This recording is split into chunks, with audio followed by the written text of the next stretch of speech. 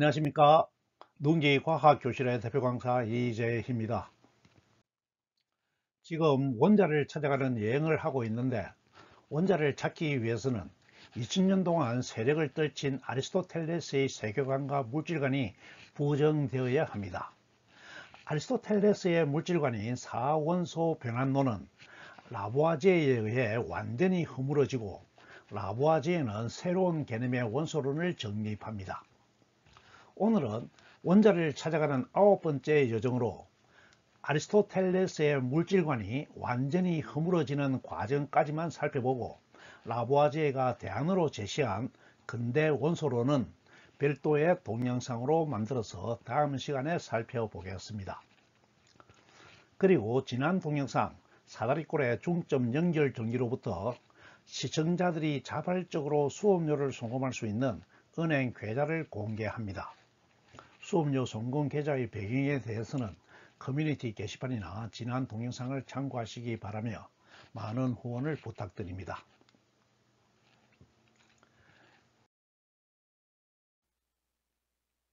구독, 좋아요, 알림 부탁드려요. 아리스토텔레스 이후로부터 근대 이전까지 세상을 지배한 세계관과 물질 간의 핵심 내용은 다음과 같이 요약할 수가 있겠습니다. 세상을 우주로 표현할 때 우주는 천상세계와 지상세계로 나누어져 있으며, 천상세계의 운동은 원운동이고 지상세계의 운동은 위와 아래 방향의 직선 운동으로 이해하였습니다. 그리고 천상이든 지상이든 세상은 물질로 가득 차 있으며 빈 공간 또는 진공은 없다고 이해하였습니다. 지상세계를 가득 채우고 있는 물질의 근본은 물, 공기, 흙, 불 4가지이고, 천상세계는 에테르로 이루어져 있다고 이해하였습니다. 그래서 에테르를 제5원소라고도 합니다.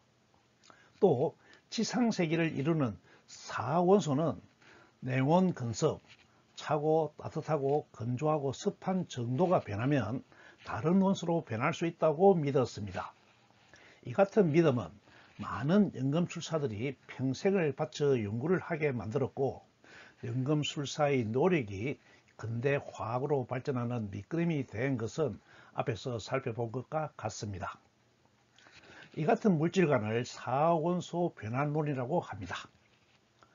오늘 동영상을 통해 근대 이전의 세계관과 물질관이 어떻게 무너졌는지 살펴보고, 새로운 세계관과 물질관은 어떻게 형성되는지 그 과정은 다음 동영상에 살펴보겠습니다.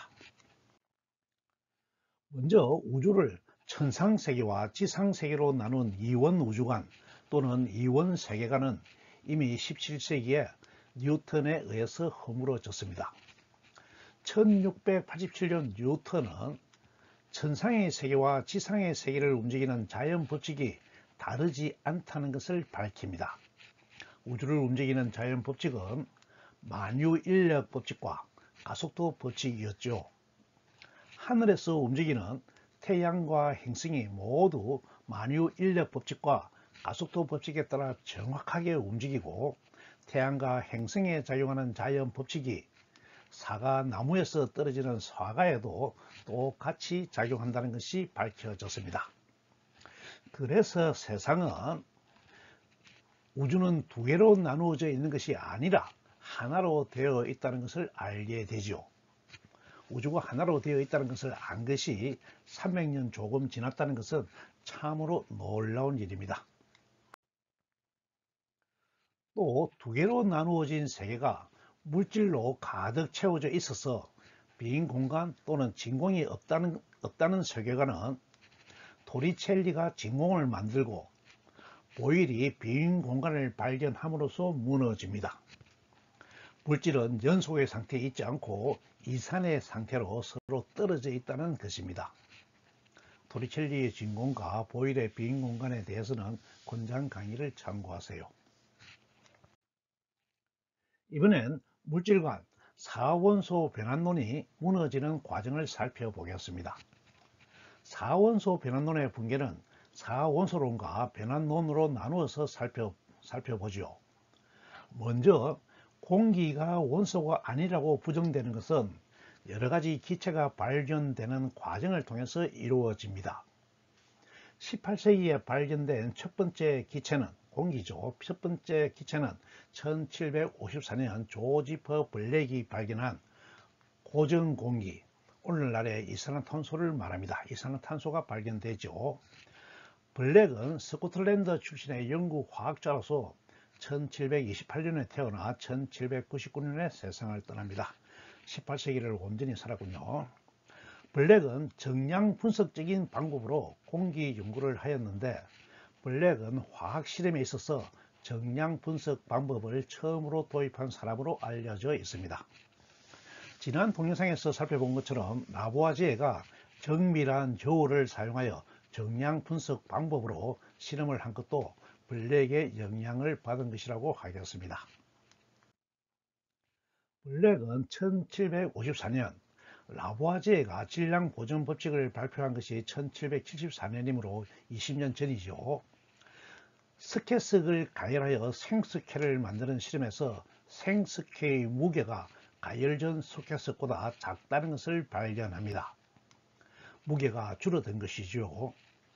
그러므로 블랙은 가열 과정에서 무엇인가가 빠져나왔는데 눈에 보이지 않았으므로 어떤 공기가 빠져나간 것으로 해석합니다. 그리고 그 당시에 잘 알려져 있는 수상치환 포집법으로 빠져나온 공기를 포집하여 여러가지 성질을 연구합니다. 특히 잘 타던 촛불이 이 기체 안에서는 꺼지는 것을 발견하죠. 그리고 동물의 날숨에도 불이 꺼지는 것 같은 성질의 공기가 있다는 것도 발견합니다. 같은 공기라고 생각할 수 있죠. 그래서 블랙은 공기가 한 종류의 근본 원소가 아니고 둘 이상의 원소가 모인 혼합물이라는 것을 확인합니다. 오늘날 스케는 칼슘이 들어있는 화물을 말하는데, 블랙은 빠져나온 공기가 스케 속에 붙어있던 공기라고 하여 고정공기, 픽스드 에어라고 이름 지었습니다. 오늘날의 이산화탄소이죠. 블랙의 실험은 오늘날의 화학 반응식으로 표현하면 미리 한번 살펴보죠. 다음과 같이 CaCO3가 가열이 되면 CaO와 CO2로 나누어진다로 적을 수가 있습니다. 탄산칼슘을 가열하면 산화칼슘과 산화칼슘으로 변하고 이산화탄소를 밖으로 방출하게 되는 것이죠. 스케석의 주 성분은 탄산칼슘 CaCO3입니다. 오늘날에는 이산화탄소가 공기보다 무거운 것을 알고 있으므로 하방취환으로 이산화탄소를 포집하지만, 그 당시엔 수상치환 포집법이 처음으로 개발되어서 수상치환으로 포집하였다고 합니다. 수상치환 포집법이 개발됨으로써 공기에 대한 연구가 활발하게 이루어집니다. 블랙은 또한 가열 실험을 하면서 물질의 상태 변화에만 작용하는 잡열을 발견하였다고도 합니다. 블랙에 의해 고정 공기가 발견된 후에 수소와 산소, 질소 등이 계속해서 발견되어서 공기가 근본 원소가 아니라는 블랙의 주장은 널리 받아들여집니다. 이번엔 캐벤디시가 수소를 발견한 실험을 살펴보겠습니다. 캐벤디시도 영국의 화학자로서 1731년에 태어나 1810년에 세상을 떠납니다. 블랙이 고정 공기를 발견한 12년 후인 1766년, 캐벤디시는 금속에 황산을 부었을 때 이상한 가스가 나온다는 이야기를 듣고 이 실험을 직접 진행합니다. 캐벤디시는 아연을 플라스크에 넣고 황산을 부어서 발생하는 공기를 포집한 다음, 포집한 공기의 성질을 연구하면서 이 공기가 불에 아주 잘 탄다는 것을 발견합니다. 그래서 이 공기의 이름을 가연성 공기, Inflammable Air라고 부릅니다. 블랙은 자신이 발견한 공기가 스케석에 붙어있던 공기라고 생각하였지만, 캐벤디시는 플로지스톤 연소설의 신봉자였으므로 불에 타는 물질인 플로지스톤이 빠져나온 것으로 이해하였다고 합니다. 플로지스톤을 한 곳에 모을 수 있었다는 것이죠. 그래서 잘 탄다고 이해하였습니다. 하지만 새로운 공기의 발견은 공기가 근본 원소라는 믿음을 허무는 데 기여합니다. 이번엔 러더퍼드가 타지 않는 공기, 질소를 발견한 내용을 살펴보겠습니다. 다니엘 러더퍼드는 블랙의 제자였는데 1749년에 태어나 1819년에 세상을 떠납니다. 러더퍼드도 스승인 블랙과 함께 공기에 대한 연구를 하였으므로 공기 안에는 동물이 호흡하는 데 필요한 공기가 있다는 것을 알고 있었고, 블랙이 발견한 고전 공기도 있다는 것을 알고 있었습니다.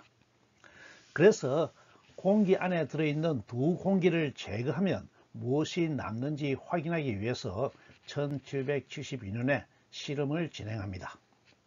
먼저 밀폐된 용기 안에 실험용 쥐와 촛불을 넣어두고 생쥐가 죽고 촛불이 꺼질 때까지 기다립니다.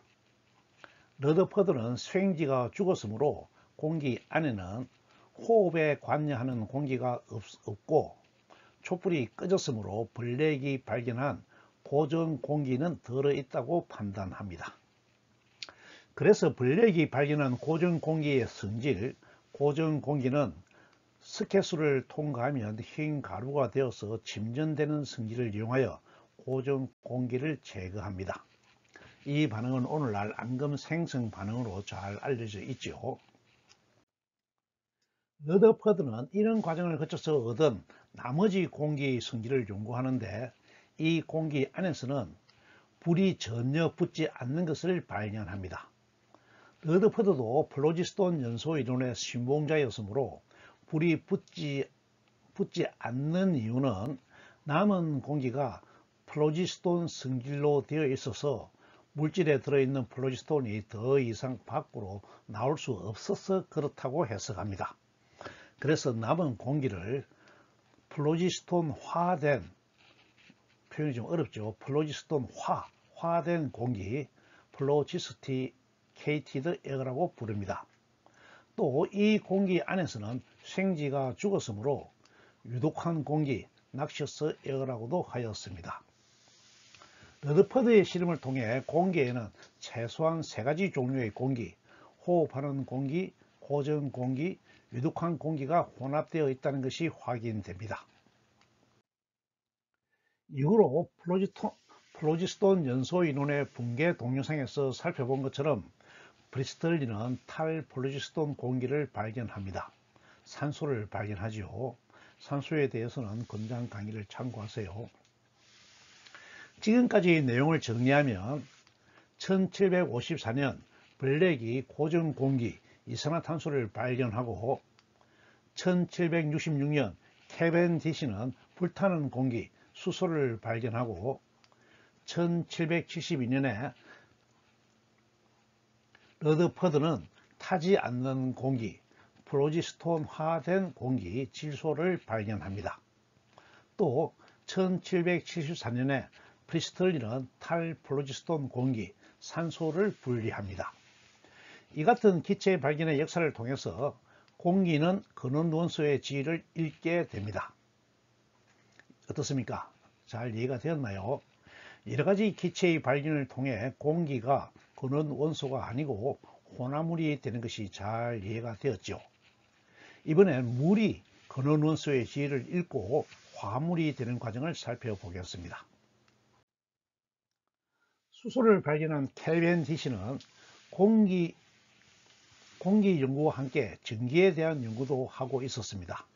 그래서 자신이 발견한 수소에 전기 불꽃을 가했을 때 물이 만들어진 것을 발견합니다. 캐벤디시도 플로지스톤의 신봉자로서 4원소 변환설을 믿고 있었으므로 공기가 불에 의해 물로 변한 것으로 해석하고 더 이상 연구를 진전시키지 않았습니다. 라보아제에는 바다 건너 캐벤디시 실험실에서 물이 만들어졌다는 얘기를 전해 듣고 직접 물의 분해 실험을 합니다. 1783년의 일이죠. 성공적인 실험에는 효과적이고 효율적인 실험 설계가 대단히 중요한데 라보아제에는 자신의 실험을 위해서 그림처럼 실험 설계를 하고 장치를 만듭니다. 라부아제에는 실험을 하기 전에 물이 수소와 산소, 탈플로지스톤 공기이지요. 수소와 산소로 이루어져 있다는 가설을 세우고 실험을 설계하고 진행합니다. 그리고 물의 분해는 가열하는 방법으로 하기로 합니다.